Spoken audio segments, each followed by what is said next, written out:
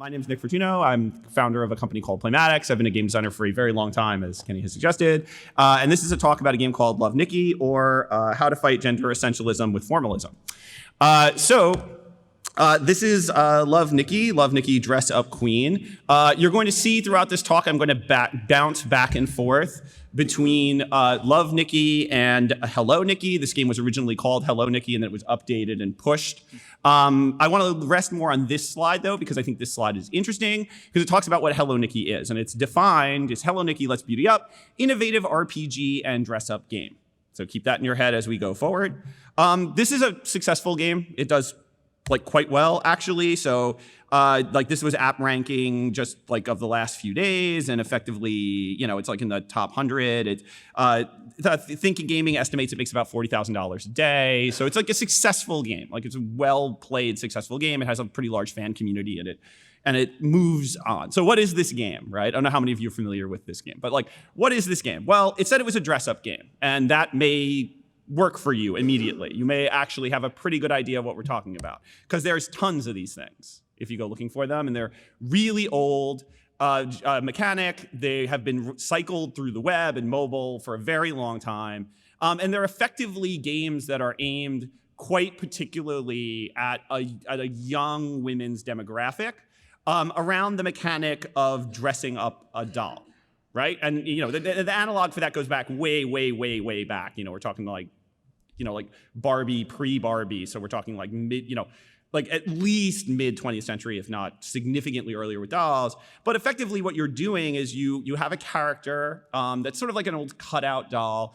and then you pick outfits to put on them. Now, in a typical dress-up game, there's not a lot more than that going on. Sometimes there's ranking that players can do to each other. Sometimes you can pose them in scenes and sort of make little narratives out of them. And very rarely there's some evaluation that goes on in them. And there have been games that have kind of pursued that more specifically, including a game made by Game Lab called JoJo's Fashion Show, where there's actually evaluation going on in terms of how these things work.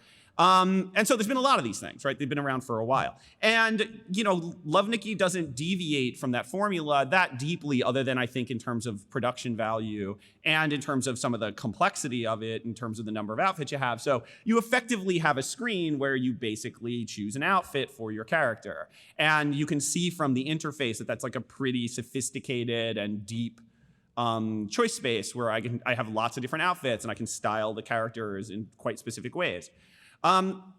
It's also worth pointing out that this is a mobile free-to-play game, and so it has a lot of mobile free-to-play elements that you'll find in any mobile free-to-play game. And so this is the home screen of the game, and so you can see the traditional free-to-play 1,000 interface objects with 4 bars and 3 currencies, and I can buy a package of something that's time locked, and then I get a resource for a short period of time that I can't get otherwise, and that lets me level up, and I can sign in to get consecutive day benefits. So all the kind of things you'd expect to engage people over time, all the kind of monetization strategies, traditional monetization strategies that you think about. This is going to be talked about more in a moment. I'm not going to dwell on that because that's none of that's really innovative here.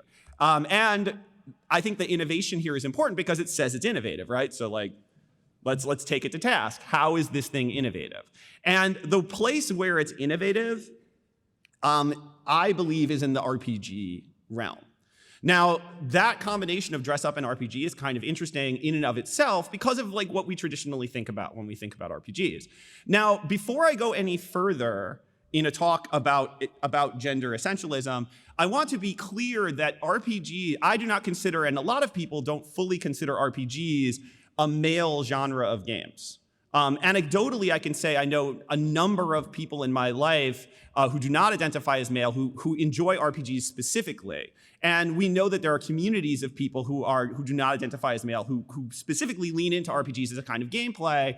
But typically when that happens, the discussion is about when the community of business looks at that audience, it's typically understood that what people who don't identify as male are looking for are things like narrative or empathy, right? That it's not really about the RPG. It's more like there's characters and they have stories and they float around. And the fact that RPGs float into romantic subplots or familial subplots then becomes the weight of that drive. And Hello, Nikki has that stuff. right? There's boyfriends and there's dating and there's status and all those kind of things. But there's also an RPG. And so the way the game actually works when you play the journey and you're not doing the free-to-play events and stuff like that is there's a map. It has a bunch of dots on it that represent levels. You still have all your free-to-play stuff, but the center of the map you can see here, and you can notice the grades on it for those of you familiar with the JRPG model. So we've got B's and A's and S's, right?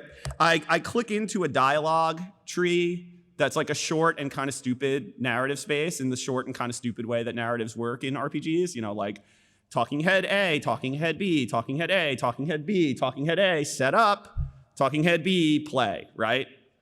And so it's like very standard kind of RPG narrative. I'm not going to talk about this screen very much right now, but I get a kind of cue, and then I'm allowed to go into the battle.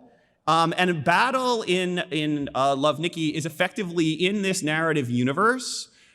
People have fashion battles around topics, and this is a way they resolved conflict, but it's also it's almost like a handshake. It's something you do when you meet someone. Like, hi, I'm the person who runs the theater. Wow, that's really great. I wanted to get into the concert. Yeah, the concert requires casual clothes. Let's battle. Okay. And then you go into a battle, right?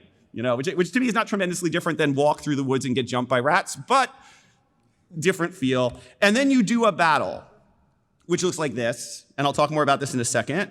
But you basically fight somebody on fashion terms.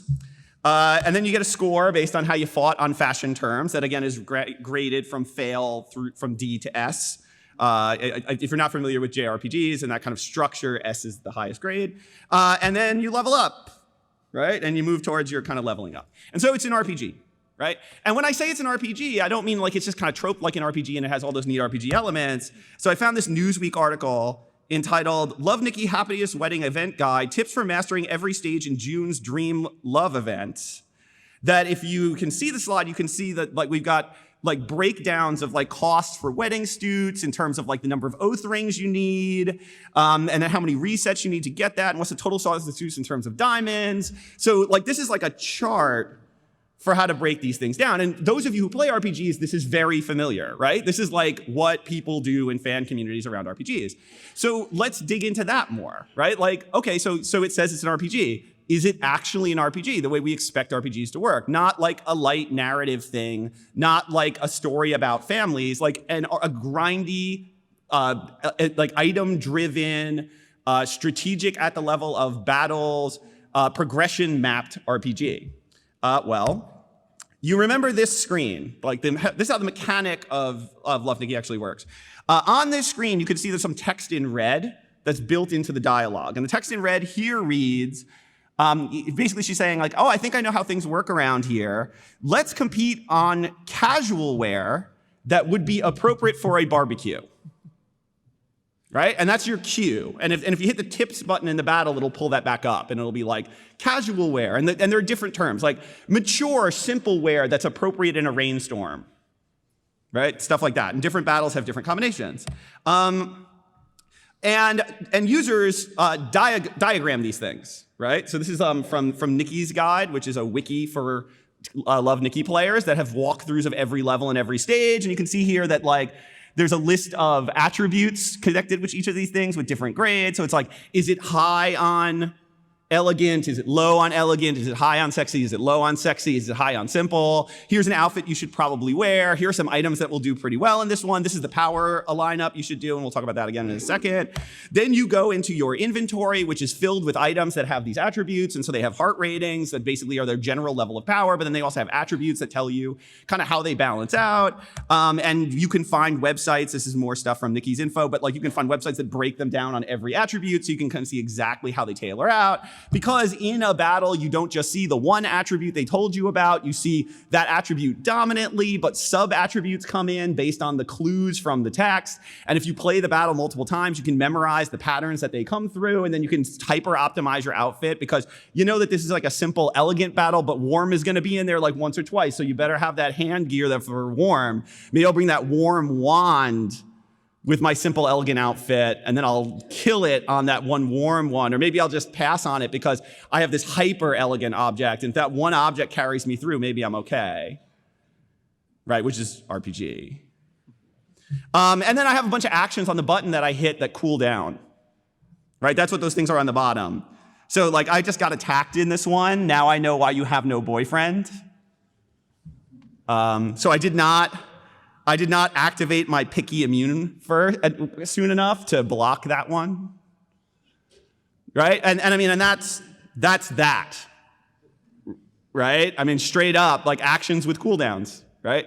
So I mean, and this was really fascinating to me because that's RPGs. That's literally an RPG. Now, as a formalist, which means, and I'm a card-carrying formalist, which means I look at games as systems and I think about games first as systems. This doesn't essentially surprise me. It makes sense that this would happen, right? There are lots of mechanics in RPGs that work, right? Like there's achiever cycles like this, where I defeat opponents and gain rewards and improve abilities. There's progression, like charting, that basically has short-term incentive structures where I gain a certain amount of experience to get a level and that stretches out over time. I have collecting mechanics where I find different objects and I want to get all of a set of objects and then work them out.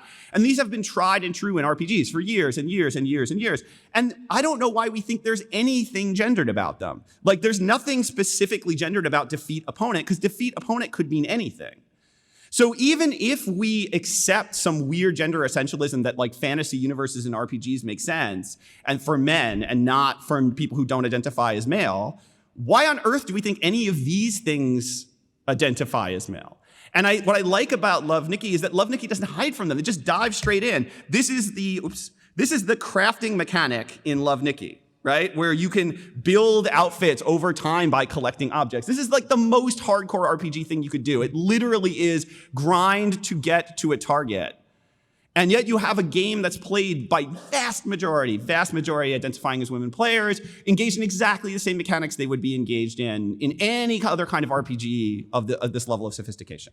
Now, none of this, I think, should surprise us. Because if we've learned anything from the history of games, if we look carefully at what is considered innovative games, this kind of genre blending against type is standard and been very successful. We take tower defense and we casualize it for a 50-year-old woman, and it becomes Plants vs. Zombies. It changes tower defense, but it's fundamentally a tower defense game, and it fundamentally works that way. We take a hardcore strategy game about card passing and collecting, and we simplify it a little bit for kids, and Seven Wonders becomes Sushi Go Party. Right? And then that's successful with a new audience because the mechanic of Seven Wonders works. Or let's just talk about dress up. We take an activity that's primarily done in huge numbers by women, and Mattel looks at that and says, we could make this happen for men. Or at least that's the kind of standard history, because the feminist history of this tells us that in the picture you see on the right is a picture of Teddy Roosevelt as a child. Like in the early part of the 20th century, boys and girls were not differentiated in terms of how they dressed or what toys they played with. And boys typically played with dress-up dolls. So we have every reason to believe in the 50s, boys were playing with Barbies. And in the gender essentialist 50s, that freaked people out. So we need a doll that boys can play with because they know they'll dress things up. And we get G.I. Joe. A dress-up doll for boys, because the mechanic of dressing up, the mechanic of taking care of, is not gendered. So Love, Nikki sticks in my head essentially because it's not essentialist. Essentially because if we look at it as a formal structure, we start realizing that there are systems in there that work kind of on human beings. And that maybe those human beings matrices aren't tied to a gender essentialist position. Maybe those mechanics, if lifted out and put into different content, would just find its way through. Not to assume any of that content is essentialist, but if we see the content pulls a certain type of player towards it, if we can pull the mechanic out of that content and drop it somewhere else, we might find it be successful. And maybe we shouldn't assume anything about the essentialism of the systems. Maybe we can just use formalism as a way of giving mechanics to new groups of people and expanding their sense of fun. Thank you. My name is Fauzi. I'm a game designer, creative director, design leader. I've been in the industry for over 16 years. My career started from Jordan, where I'm from, but it has spanned the Middle East, New Zealand, Japan, and currently Europe. I've worked in several companies such as King, Atlas, Gameloft, a whole bunch of other things. Made over 20 titles, just the stuff that Kenny mentioned earlier, plus a bunch of Japan-only releases you guys probably never heard of, but I'll say anyway, Sine no Kyoshin, Cruton, and Yurikami. Last year, I published my first book, which is a book about game design, the first of its kind in Arabic. I write sometime in Pocket Gamer Arabia, and I try to lecture in game development and game design schools wherever I'm located. Currently, I'm the Berlin Studio Game Design Director, looking after the Candy Crush franchise. It's also known as the Studio with the Slide, which is our preferred method of transportation between floor. Sadly, only in one direction just yet. There's also a photo of Angela Merkel wrapping her head around making a Candy Crush level. Part of our jobs as game designers revolve around managing people's expectations, whether it's as design managers or as through the experiences that we craft for our players. And not only in games, but also in the culture surrounding the games. And I've noticed some reactions to free-to-play games that, and a lot of their players that I thought a bit interesting. So let me know if you've seen some of this stuff before. Enthusiast players are usually proud or gloat about their purchases in traditional gaming. They even post on social media when they get their statues for the limited edition that they paid $150 for, yet they freak out if a game costs $3. They look back fondly at arcade days, though the games are asking them to pay per play every time they lose, and there's no end in sight to their payment. However, they refuse to make an in-app purchase or admit that they have. Oftentimes, players will even hide the fact that they paid for an in-app purchase in mobile, even if they have done it. And I view this as a fundamental design flaw. In many of the monetization terms of mobile games, spending is not an enjoyable experience or something that you're proud of. And I think the best practices of the early days of free-to-play games on social networks and then mobile created, let's say, a bad first impression with our user base. It was mostly around designing monetization was not part of the main gameplay experience. Monetized elements that didn't provide any value to the players or enhance their main gameplay experience. There are loads of examples of this. Pay to win is a popular one, in which games that force players to spend to get the full experiences or games that give the paying players the upper hand during gameplay. That instantly segments the community and provides a sense of resentment from the players amongst each other. Paywalls is another popular one. So early free-to-play games, they were balanced in a way that offered uninterrupted gameplay sections for users, a sequence of play. We used to call that the hook phase. And then aimed at the players to make the players invested in the game, and then suddenly upping the difficulty curve. That is what's called the paywall. Some games even implemented multiple layers of paywalls. So as soon as you paid your way through one, you'll be hit with another one after a lax period of time. Another thing is that not paying for those games is actually an enjoyable experience because the act of defeating the game by not spending is a thing, right? You feel that you beat the game if you did not spend the money or did not spend the dime, and that's a feeling that is worth sometimes grinding your way through those paywalls or try to avoid spending the money in the game. Some of the monetized elements are even considered as cheating if you're playing competitively against a player in the free-to-play games, and if you bought a checkpoint or a retry. Your friend would ask you, like, you paid for this game, didn't you? I'd be like, no, I didn't. There used to be a mentality that non-paying users are freeloaders, basically. They are exploiting the fact that the game is being free, and thus the developers used to not cater for non-paying users. They used to create elements such as VIP areas or deprive the users at all from using premium currency, so they don't know what it feels like to be a paying user. So free-to-play should be a framework in which users are happy to spend money. And I'm going to go through some 8 methods that modern free-to-play games have applied to help drastically solve that design flaw. Number 1 is being more mechanic-driven compared to content-driven. So it's designing the game in a way so that the interaction between the players, the game, and amongst the players themselves is enough to create infinitely interesting situations. So that the content updates do not need to be as frequent. A lot of examples of that is like match-based games, even real-life sports, as the competitive or team versus team setups allow for the feeling that every match is a unique experience or a new one because of the many moving parts and variables that those matches have. Another one is showing skill level. Customization items or cosmetic items, they usually don't have a direct gameplay effect.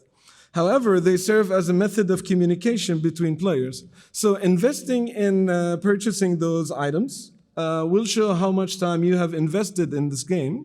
Therefore, it showcases your skill level and whatever respect that comes with that.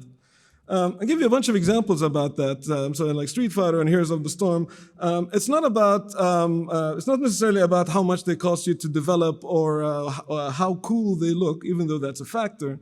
It's also about how they're being used within the community as they're played. So if I'm playing Street Fighter, I usually would sit upright if somebody shows up with their Premium Ryu outfit. I'd be like, this guy means business. The sense of identity is vastly important, but only if the game is engaging enough to instill that. Number 3 is monetizing that enhances the core gameplay experiences, but doesn't break it.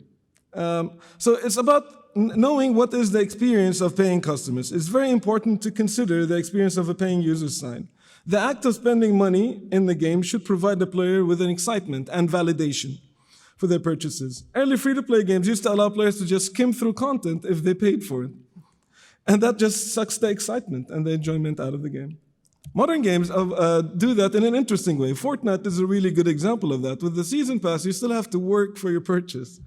So by participating in the Battle Pass, the more you play the game, the more you unlock in rewards. This allows for faster level ups, perhaps, by doing the weekly challenges or unlocking even more rewards.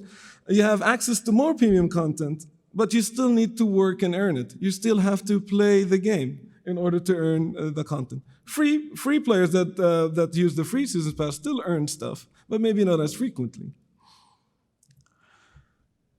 Number 4 is providing content that makes the best use of the mechanics and creates a social landscape for the users. There are many items in popular free-to-play games that not only enhances their experience of the paying user, but only enhances that to the players around them. It creates a sense of appreciation and gratitude towards the player who made the purchase. There's a lot of examples about that. I'll start with talking a little bit about Dota 2, for example. In Dota 2, if you buy an XP boost, not only does it increase your XP by a multiplier, it also increases an XP by a fraction for every single other person in that game, in that match. So even in a game that is well known for its friendly community like Dota 2, everybody in the match will start off by saying thank you. Another good example is the Compendium. I stopped playing Dota maybe a year now, but every year I buy the Compendium. The Compendium is an item in which a fraction of the income goes towards the prize pool for the annual international esports tournament. Players were happy to pay, and they told their friends about doing that. They posted on social media. They asked players that are not playing anymore to come back and buy the Compendium. What are you doing? Buy the Compendium. Help the game. The prize pool for Dota 2 continues to break records every year. Another example I want to give about this point as well is that lures in Pokemon Go actually created real-life situations in which I spent less than $1 to activate a lure, and a person in real life said thank you to me.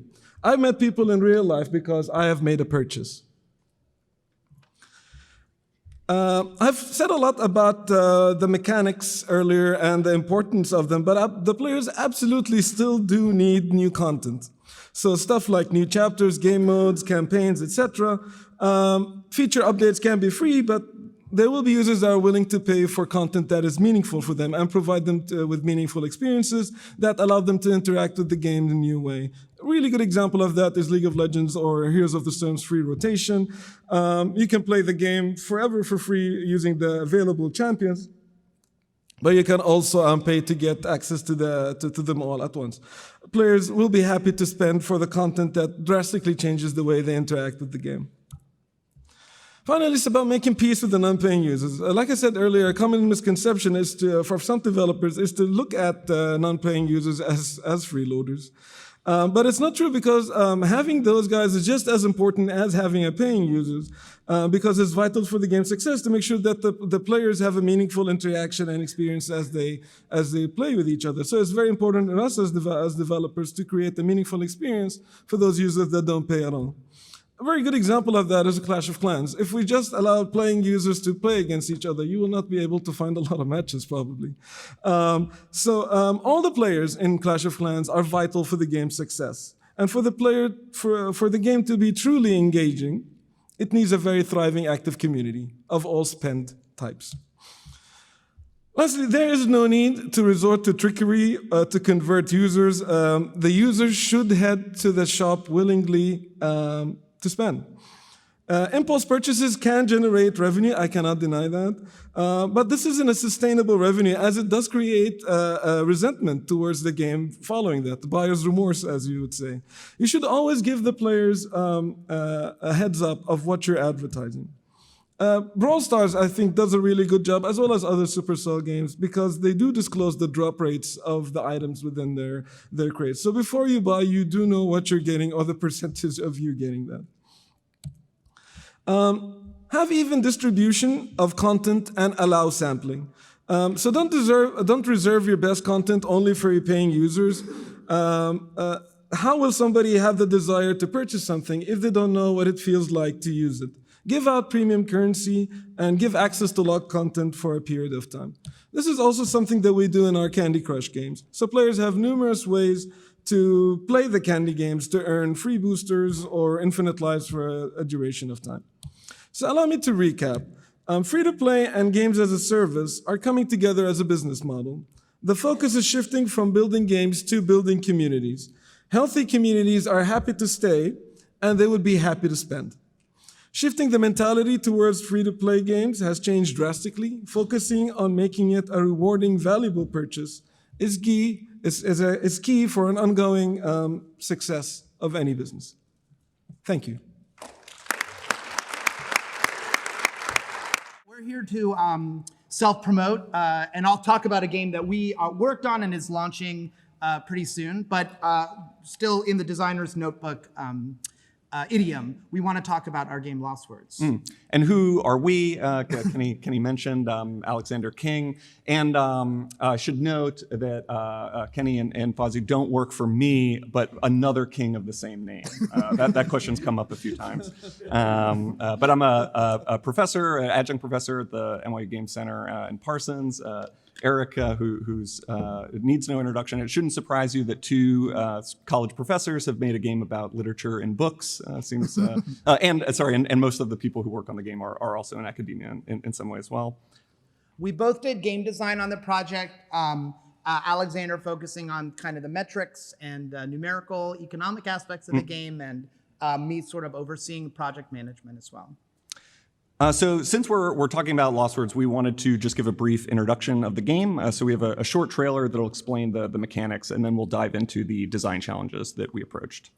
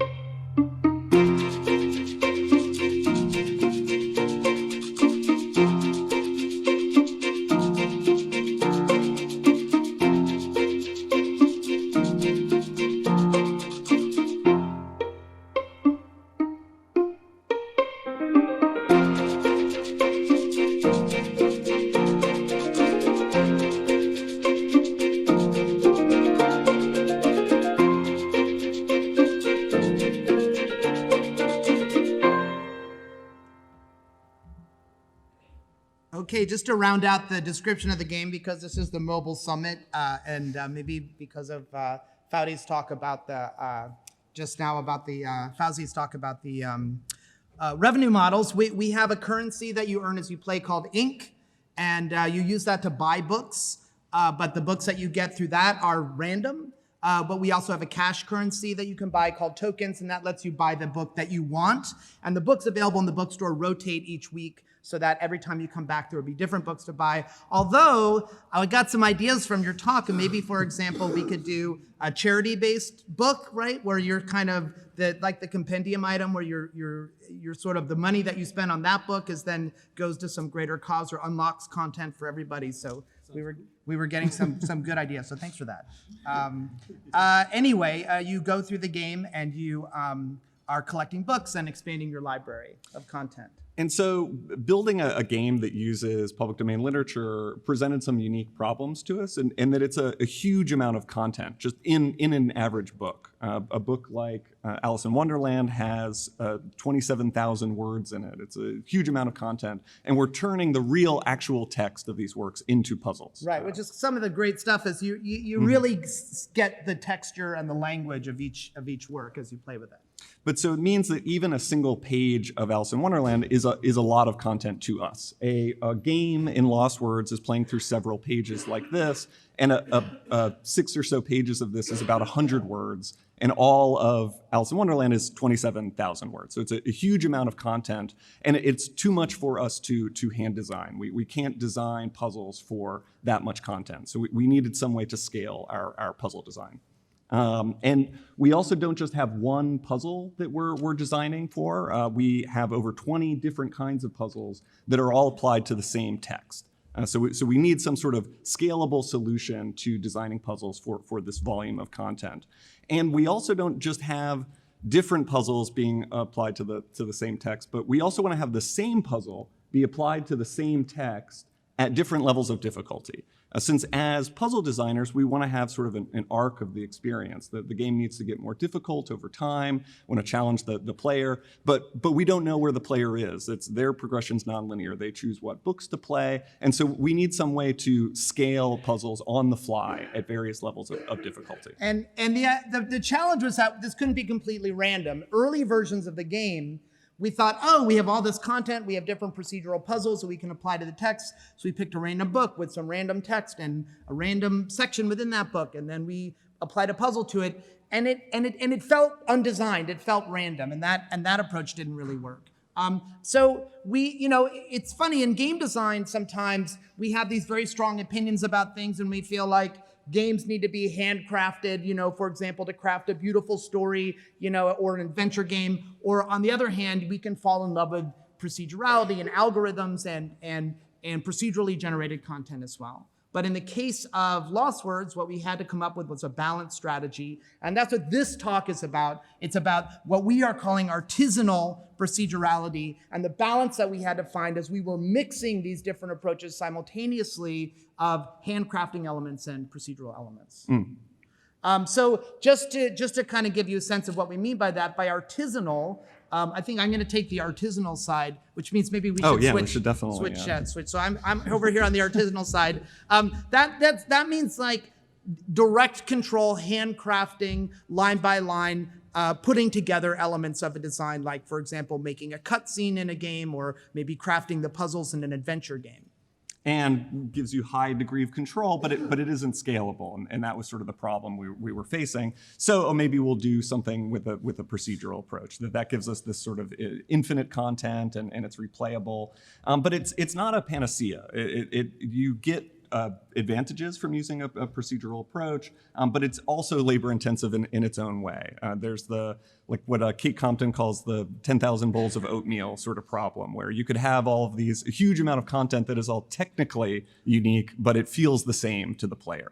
And it was sort of a problem we were encountering. So we're trying to balance these two approaches. And so we're going to use the last few minutes of our slot today to talk about how we use these approaches, just with one narrow aspect of the game, which is difficulty, crafting the difficulty at a particular moment in Lost Words. So let's start on the artisanal side. What are the factors, the kind of handcrafted factors that go into it? Well, even before you get into a puzzle, you have books. So we are curating the books and curating the content in Lost Words. And so that was actually a really tough challenge. We have our lead curator, who's Mehek Khan. She's a graduate of the NYU Game Center, but now she's getting a PhD in post-colonial literature at Berkeley, very nearby where we are right now. So she's kind of the perfect person to be working with. And there's a lot of cultural issues in the book curation. For example, we're using public domain books, mostly books that were done 100 years or more ago, and who wrote and got books published at that time are mostly dead white men.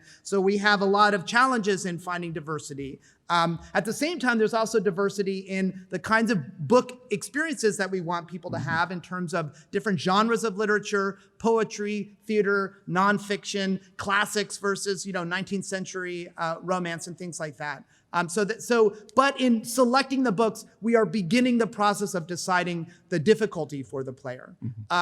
Beyond that, within a book, we also are handcrafting the text selection. So rather than getting random parts of books, we are actually going through and selecting each of the chapters. Each book has up to 50 different chapters that you play through. And so here you can see, this is actually just a screenshot from our database tool where we are using the raw text from Alice in Wonderland, and we're creating that first chapter that we saw before. So what we found is that, this way we can get like all the good Shakespeare quotes from Macbeth in there, slings and arrows, or maybe that's Hamlet. I'm probably showing, I'm not doing the Shakespeare in the game, as you can tell. But anyway, and sometimes in Alice in Wonderland, we can highlight certain episodes. We have the Mad Hatter's Tea Party, for example, and the Cheshire Cat and the Caterpillar and the croquet game. But other times, maybe we want to give an overall arc of it. There's no way to do that without really handcrafting this very labor-intensive process. And we needed sort of human intervention in that because there's also large sections of books that just don't work for the sort of puzzles that we're building. Stuff with like quick dialogue between characters with lots of one lines just doesn't work for the sort of puzzles that we're building.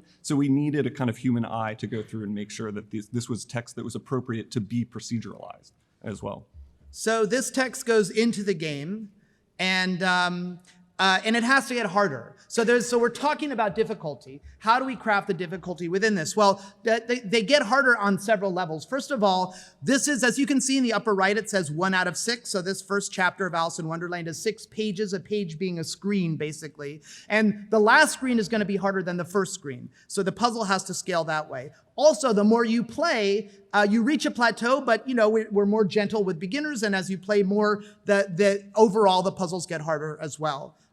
So it seems like that we should just do that procedurally, but what we found is that with 20 different puzzles, we couldn't balance 20 different algorithms for difficulty and all of the different factors that have to go into each puzzle. So we started by handcrafting the actual each puzzle mode. As you can see, swap is down there at the bottom, which we have to use pairs of words, so it's a very chunky, some of the other ones are a little bit more modular, but we're hand defining about 11 levels of difficulty for each puzzle. And we call this artisanal because we are deciding what a beginner is, what an advanced is, and we're kind of carving the stair step of difficulty by hand, so to speak. And then defining what hard and easy means for all of the puzzle modes that we defined then lets us use that as the input into a procedural approach.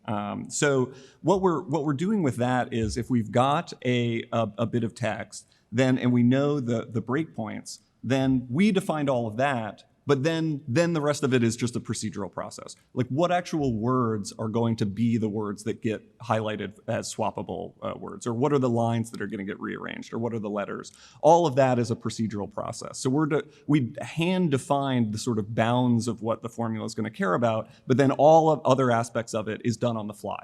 And so as a result, you can replay the same text and get a different puzzle each time, or get the same puzzle at a higher level of difficulty as you progress through the game.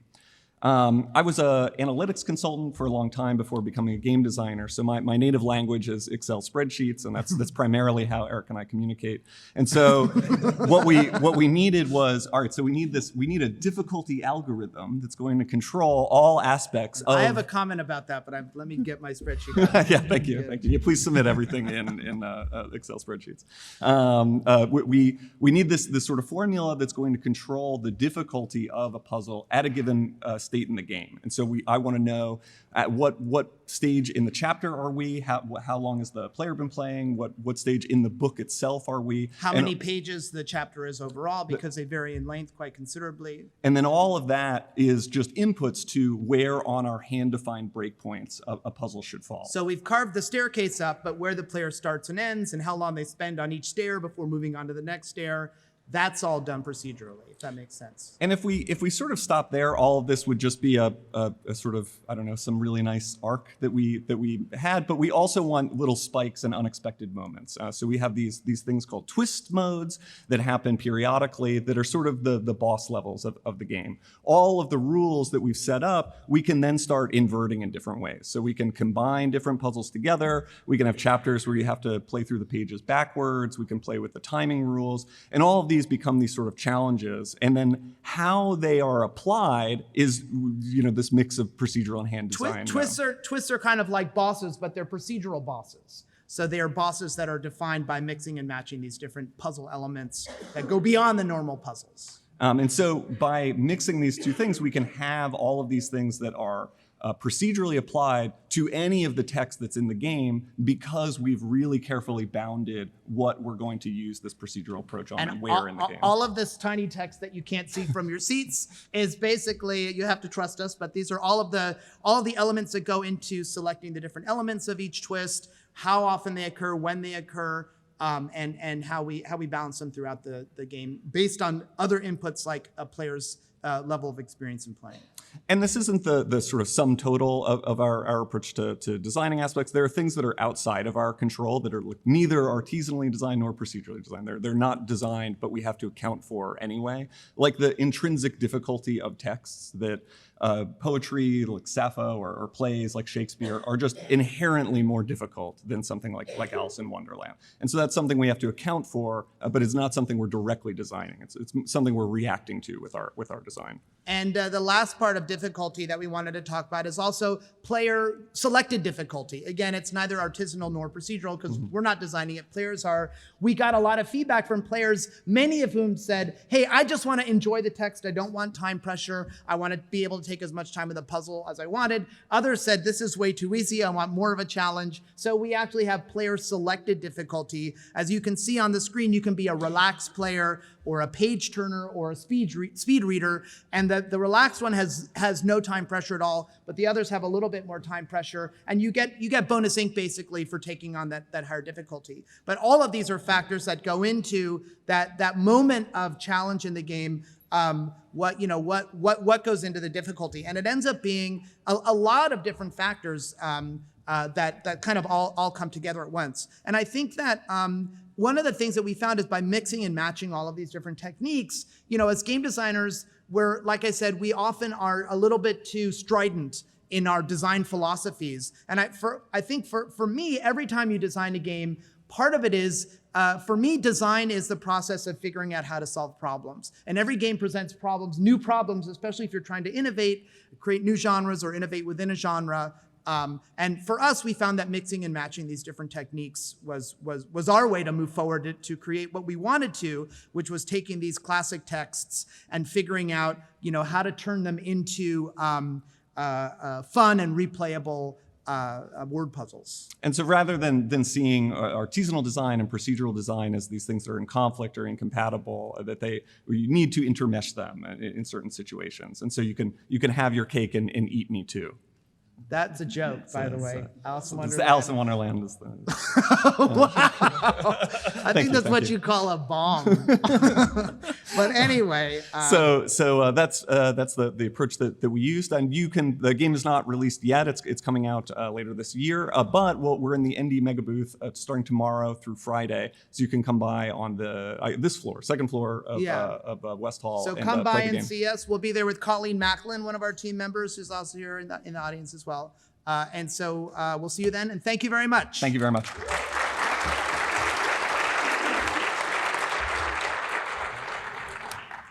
I think we have time for a couple of questions. Before we get there, if you liked what you saw, please don't forget to fill out your evaluation. If you want to see more sneak peeks into the notebooks of game designers working on mobile games at the summit, this is your chance to tell us what you liked and how to improve it. Are there There are microphones there and there if people want to ask the panel the question, and they'll be at the wrap-up area afterwards too if there's more questions. Yeah, go ahead. Cool. Hi. When I studied, I guess, game theory and game studies a couple years ago, I was taught the MDA framework, which was mechanics, dynamics, and then aesthetics from a design standpoint. And then from a consumer standpoint, you're looking at it from the opposite direction. I was wondering, in a market that's so saturated and kind of taken at face value in some cases, how much weight aesthetics, how much weight is put on aesthetics during the design process? So it depends on how you define aesthetics, I think, fundamentally, right? Like an aesthetic might be something very, very sophisticated and very ambivalent and challenging, the way you might think of a game like, I don't know, just pulling something out of my head, Gone Home has like a very complicated understanding of what aesthetic is. But there's also just the aesthetic of like, I'm playing Mario Tennis and I want like the feel of Mario Tennis, right? So in that sense, I think any design approach that looks at player experience and then says like, oh, I want the player to feel this, which could be as commercially crude as the thing that they feel when they feel Clash of Clans because that makes a lot of money. That's an aesthetic approach, and then you just back up from there. Now, the key thing, and the reason why I kind of put on at least in my talk, I said formalism first, and then we had talks that were very formal kind of the whole way through, is because that's like that MDA-ish philosophy, which I would say is part of a formalist approach or is challenged in an intelligent way by a formalist approach, leads people through a process that looks at mechanics and constraints and basic, sort of systemic elements as ways to build towards aesthetic. And then that practice just kind of inherently lives in the process. And I think even when people are very duplicative in game design, they just mirror the mechanics of other things. So they're doing the same process, they're just not critical about it. What I would argue is, arguing as a formalist, and you should find anti-formalists to say that I'm wrong, but as a formalist, I'd say that's just the process. It's just inherently the process. It's hard to get away from. Now, there are other philosophies that aren't MDA. There are people, like just pulling one out of my head here, Dan Cook argues kind of vociferously against MDA and argues for other kinds of game systems. And there are certainly other ways of approaching games that don't come from that framework. But I think that a mistake that gets made in thinking about how game aesthetics work is to elevate them really high and just assume we're talking about like the highest, most challenging forms of art. Like, I think if you make something very simple and very commercially approachable and very surface, it still feels like something, And so you're still using that process. You just use it in a way that doesn't invent everything at the mechanical level from scratch. Thank you. Hey, thanks for the talk. It was really inspiring. So thank you again. I have a question for Fawzi mostly. I want to have your opinion on your take on gacha and loot boxes as monetization mechanics. As what mechanics, sorry? Monetization mechanics. Monetization mechanics. I think there's a cultural aspects of gacha that I found really interesting actually during my time in Japan. Like even shops like even the Apple Store over there would have like mystery bags that you can have the percentage chance of winning something. There's something that's inherently fun about not getting the something directly, but like opening the box and see what's in it. It's kind of like the feeling that you get when you get an Amazon delivery. You know what's in it, but you're kind of excited about opening the box and see it for yourself, right? So there is an aspect of gacha that I think is inherently fun.